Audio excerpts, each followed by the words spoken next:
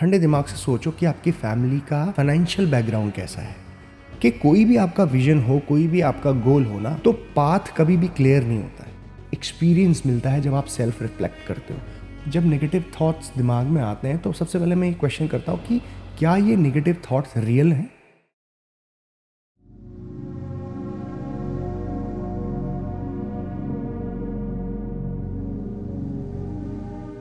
Let's start. So first question is, what to do when conflict might arise when personal goals clash with family expectations in careers? मतलब कि आपके personal goals और आपकी family के expectation career को लेके conflict होता है तो क्या करना चाहिए? So सबसे पहले तो भाई टेक अ डीप ब्रेथ, ठंडे दिमाग से सोचो कि आपकी फैमिली का फाइनेंशियल बैकग्राउंड कैसा है। क्या आपको किसी तरह का स्ट्रगल है? कोई काम करने जाने के लिए, कुछ पढ़ने के लिए, लिखने के लिए, कोई भी चीज करने के लिए आपको फाइनेंशियली सोचना पड़ता है आपके घर में? अगर ये दिक्कत है ना, तो अपने पर्सनल गोल्स को थोड़ा साइड में रखो और आपकी फैमिली एक्सपेक्टेशन जो है उसको पूरा करने की कोशिश करो पहले। क्योंकि आपके पेरेंट्स कुछ भी हो, आपको वो खुश देखना चाहते हैं, आपको फाइनेंशियली इंडिपेंडेंट देखना चाहते हैं। ये चाहते हैं कि जो कमी हमें हो रही है पैसों की वो आपको ना हो, इसीलिए वो सजेस्ट करते हैं ऐसे करियर ऑप्शंस को। ठीक है, तो पहला काम इस सिचुएशन में आप क्या कर सकते हो कि बी फाइनेंशियली इंडिपेंडेंट। मतलब आप एक ऐसी सिचुएशन क्रिएट कर दो जहां पे आपको पैसों के को लेके स्ट्रगल ना करना पड़े। तो आप अपने घर वालों के सामने एक एग्जाम्पल सेट कर सकते हो कि लुक, मैं पैसे कमा रहा हूँ, मैं पैसे अर्न कर रहा हूँ अभी, तो मुझे ये छूट है कि मैं दूसरे करियर पॉसिबिलिटीज को, अपने पर्सनल गोल्स को भी एक्सप्लोर कर सकता हूँ। लेकिन वो कब होगा? जब आप वो फाइनेंशियल स्टेबिलिटी लेके आओगे उनकी लाइफ में और अपनी लाइफ में खुद। अगर आप घर से बिल्कुल आपकी स्थिति बहुत खराब है पैसों को लेके, फाइनेंशियल्स को लेके, और आप कह रहे हो कि नहीं, मुझे ऐसी नौकरी नहीं करनी है जहाँ से पैसा आ रहा है, यानी कि मुझे बैंक में जॉब नहीं करनी है, स्टेबल जॉब जहाँ से पैसा आएगा ही, स्टेबिलिटी होगी। आप कह रहे हो कि नहीं, मुझे म्यूजिक में करियर बनाना है या मुझे फिटनेस में कुछ करना है, तो ऐसे नहीं होता है। पहले घर वालों को ये विश्वास दिलाना होता है कि आप में दम है, आप में पोटेंशियल है। आप कुछ जंगल में भी छोड़ देंगे आपको, तो वहां जाके आप कुछ खाना का इंतजाम कर लोगे, छत ले आओगे, ये पोटेंशियल है आप में, तभी वो आपको छूट देंगे। ठीक है, और एज अ पेरेंट्स वो आपसे इतना तो एक्सपेक्ट करेंगे क्योंकि आप उनके बच्चे हो। तो ये दोनों तरफ से होता है। सो पर्सनल गोल्स होने चाहिए, लेकिन बी फाइनेंशियली इंडिपेंडेंट फर्स्ट। और फाइनेंशियली इंडिपेंडेंट का मतलब ये नहीं है कि मतलब आप करोड़ों रुपए कमा लो। अरे यार, कुछ हजारों रुपए आपके खाते में आ रहे हो हर महीने की, खाने पीने के लिए सोचना ना पड़े, रेंट देने के लिए सोचना ना पड़े, बिजली का बिल देने के लिए सोचना ना पड़े, वो फाइनेंशियली इंडिपेंडेंट होना। ठीक है, सो कॉन्फ्लिक्ट रहेगा, बट अपनी सिचुएशंस को बेटर करो, तब अपने आप को छूट दो अपने पर्सनल गोल्स पे काम करने के लिए फुल 100%। तो नेक्स्ट क्वेश्चन लेते हैं यहाँ पे,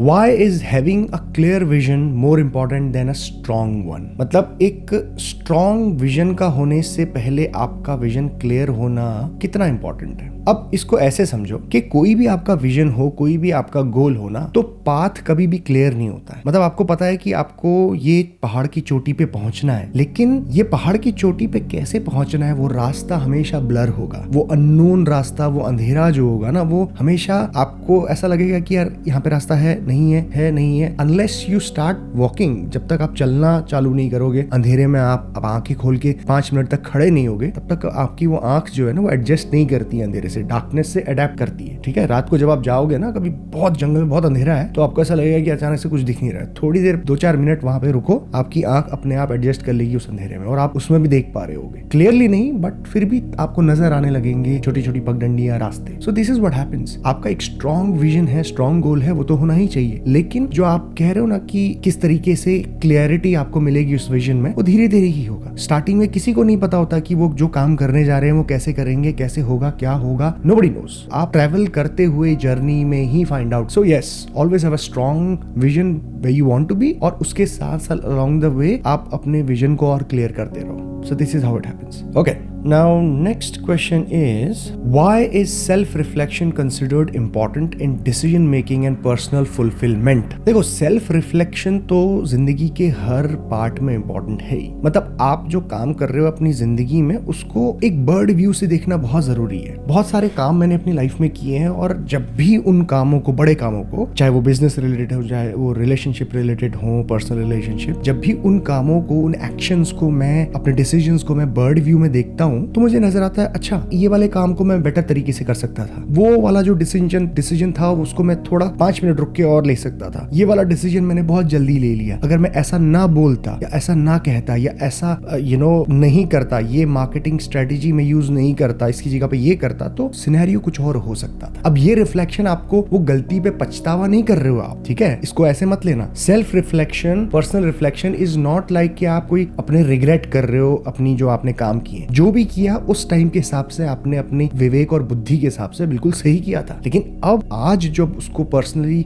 रिफ्लेक्ट कर रहे हो उस पे, उससे आप उन मिस्टेक्स को, उन डिसीजंस को बेहतर समझ पा रहे हो एज अ ह्यूमन बीइंग के क्या मैं इस काम को बेटर कर सकता था, तो नेक्स्ट जो आने वाली जिंदगी है उसमें इस तरीके के कामों को और आप बेहतर तरीके से कर पाओगे। गेम बदल जाएगा, ऐसा नहीं होगा कि सेम गेम फिर खेलने को मिलेगा आपको, गेम बदल जाएगा, की प्लेयर्स बदल जाएंगे, सिचुएशंस बदल जाएंगे, लेकिन एक स्टैंडर्ड चीज होती है ना, प्रोटोकॉल्स, वो सेम रहते हैं। तो डिसीजंस को कैसे लेना है उसके लिए आपको थोड़ा सा और एक्सपीरियंस मिलता है जब आप सेल्फ रिफ्लेक्ट करते हो, और ये हर सिचुएशंस में करना बहुत जरूरी है। एवरीबॉडी शुड डू इट, ठीक है। अपने कामों को, अच्छा काम किया है तो भी करो, थोड़ा गलत काम हुआ है, थोड़ा नुकसान हुआ है या ज्यादा नुकसान हुआ है, उसको भी रिफ्लेक्ट करो, तो बहुत कुछ लर्न करने को मिलता है। Next question is what strategies are mentioned for controlling the mind specially in terms of managing negative thought. देखो, सबकी स्ट्रेटजीज अलग अलग होती हैं। कोई मेडिटेशन की तरफ जाता है, शांत अपने आप को काम करता है, रिलैक्स करता है, नेगेटिव थॉट्स से दूर करता है। कुछ लोग अपने काम में ही वो पॉजिटिविटी ढूंढ लेते हैं, कुछ लोग अपने आसपास के दोस्तों में, रिलेशनशिप्स में ही वो पॉजिटिविटी ढूंढ लेते हैं। तो वो नेगेटिव थॉट्स को कैसे आप हैंडल कर रहे हो, टैकल कर रहे हो, वो मैनेज कर रहे हो, वो आपके ऊपर निर्भर करता है। देखो, मेरा सिंपल तरीका है, मैं कभी भी जब नेगेटिव थॉट्स दिमाग में आते हैं तो सबसे पहले मैं एक क्वेश्चन करता हूँ कि क्या ये नेगेटिव थॉट्स रियल हैं, मतलब कि क्या ये हो गया है सच में मेरी जिंदगी में, या मैं आने वाली प्रॉब्लम्स को सोच के अभी से घबरा रहा हूँ कि ऐसा होगा तो कि मैं क्या करूंगा, ऐसा हो गया तो मेरे पैसे खत्म हो गए, तो मेरी गाड़ी का टायर पंचर हो गया, तो मेरे पास कल के दिन धंधा नहीं बना, तो पैसे नहीं हुए, तो वो तो वाली बात तो नेक्स्ट कब आएगी, तब आएगी। अभी से मैं क्यों उसे रियलिटी बना रहा हूँ, ठीक है। आप हमेशा उस चीज को रियलिटी बनाने की कोशिश करो जो आप पॉजिटिवली चाहते हो, यानी कि आपकी मैनिफेस्टेशन, आपके गोल्स का पूरा होना, आप सक्सेसफुल होना, आपकी फैमिली का खुश रहना, आपका खुश रहना, आपके दोस्तों का खुश रहना, पेरेंट्स का खुश रहना, वो मैनिफेस्ट करो rather than negativity.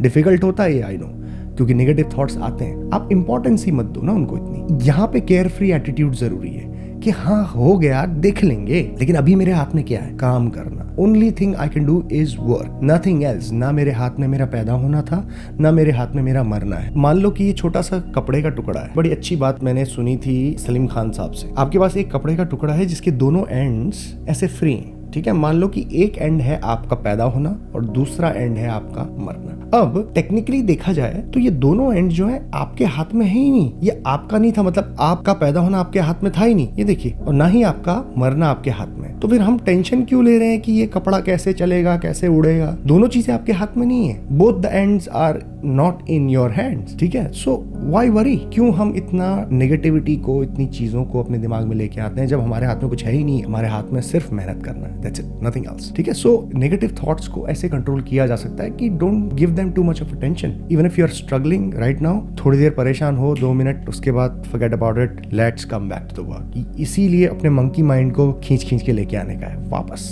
Okay, question is, how can I control myself when my mind is saying to take revenge from that person who has done wrong with you? So, ये revenge वाली जो बात है ना, बहुत ही human tendency है। मैं ऐसा नहीं कहूँगा कि मेरे मन में कभी ये भाव नहीं आया कि मुझे भी बदला लेना है, ऐसा आया है, लेकिन as we mature ना, जैसे जैसे हम ग्रो करते हैं तो हमें रियलाइज होता है कि यार किसी पागल जानवर ने अगर मुझे काट लिया तो मैं जाके उसको ढूंढूंगा थोड़ी कि किसने मुझे काटा था, फिर उसको मैं पीटने जाऊंगा। अरे पहले मैं अपना ट्रीटमेंट कराऊंगा, रिकवरी करूंगा जहाँ पे मुझे काटा है, हेल्थ वाइज अपने आप को इम्प्रूव करूंगा, और ये सिचुएशन पैदा करूंगा कि इतना बड़ा मैं हो जाऊं, मेरा कद इतना बड़ा हो जाए कि ये पागलों की समाज में मैं रहूं ही ना, जहाँ पे लोग एक दूसरे को काट रहे हैं। मैं अपना समाज कोई दूसरा बनाऊंगा, मैं अपनी लेवल ही ऐसा बना दूंगा कि वहां ये पागल जानवर घूमेंगे ही नहीं। This is the right revenge. अपने आप को ग्रो करो ना, अपने आप को उस मुकाम पे लेके चले जाओ जहाँ पे आपको ये छोटे मोटे लोगों के साथ डील ही ना करना पड़े। That's your biggest revenge. उसको नुकसान पहुंचा के, उसकी जिंदगी में परेशानी ला के आप किसी का भला नहीं करोगे, अपना सबसे बड़ा नुकसान करोगे। So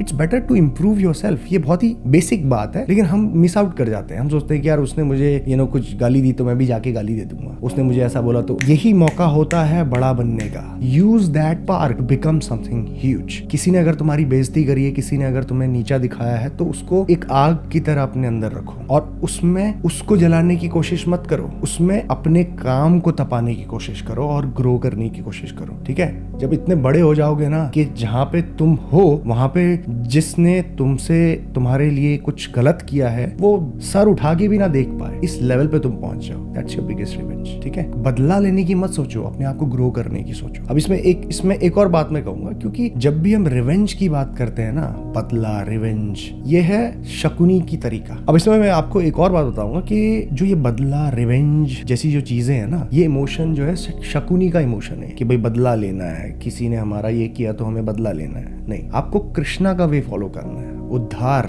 growth. अगर किसी ने आपके लिए बुरा किया तो अपनी ग्रोथ करो ना, बिकम समथिंग ह्यूज, कि लोग वो यही आपका एक एक अपने आप का उद्धार करो, अपने आसपास के लोगों का उद्धार करो, वही आपका बदला है। ठीक है, सो फोकस। स्टोइक आदमी का नेक्स्ट सेशन हम जल्दी लेके आएंगे। बाय।